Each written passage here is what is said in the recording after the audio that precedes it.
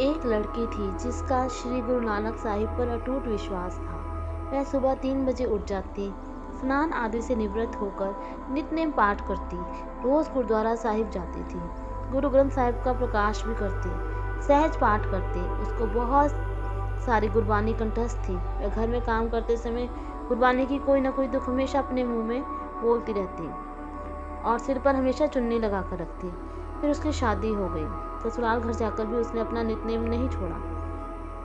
रोज गुरुद्वारा साहिब जाना, सेवा करनी, प्रकाश करना। उसके ससुराल वाले किसी और दुनियावी बाबा को मानते थे। उनको बहू का गुरुद्वारा जाने पसंद नहीं था, तो सब उनको दुनियावी बाबा को मानने को कहते। उस लड़की ने साफ मना कर दिया और कहा, मेरा श्री गुरु ग्रंथ साहिब पर पूर्ण विश्वास है और मैं किसी और के आगे हाथ सिर झुकाने को तैयार नहीं हूँ।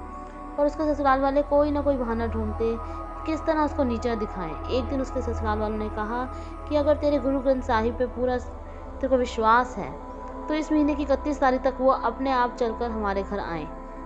अगर वो आ गए तो तुझे कभी भी हम गुरु घर जाने से नहीं रोकेंगे, और अगर वो नहीं आए तो कभी भी गुरु घर नहीं जाएगी। और उस लड़की को पूर्ण रूप से विश्वास था। उसने कहा, मुझे मंजूर है।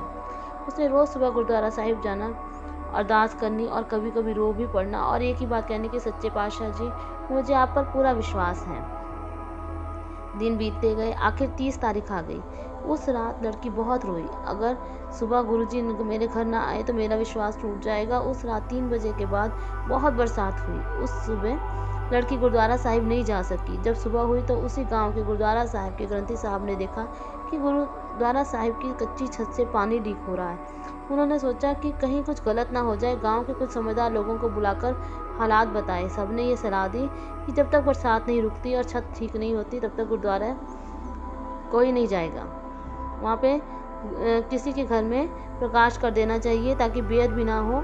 तब ग्रंथी जी ने कहा कि रोज़ यहाँ एक लड़की आती है जो कभी कभी प्रकाश भी करती है और सेवा भी करती है, तो हम लोग गुरु साहिब जी का स्वरूप उसके घर ले जाते हैं।